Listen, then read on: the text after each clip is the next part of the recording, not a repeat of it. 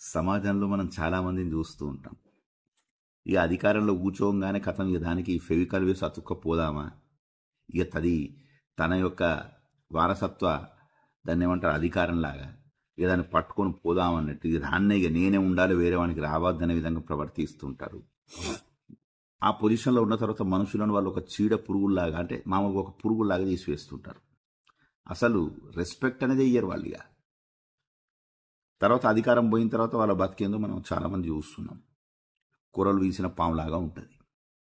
అదేవిధంగా అధికారంలో ఉన్న వ్యక్తితోటి మనం మాట్లాడేటటువంటి మర్యాద ఎట్లా అయితే చేతులు కట్టుకొని వినయంగా సార్ సార్ అని చెప్పేసి అంటాము. ప్రతి మనిషితోటి కూడా అలానే ఉండవచ్చు. ఏం ప్రాబ్లం? మనిషి ఇంకొక వ్యక్తితోటి వ్యవహరించే తీరు అనేది పర్మనెంట్ ఉంటుంది.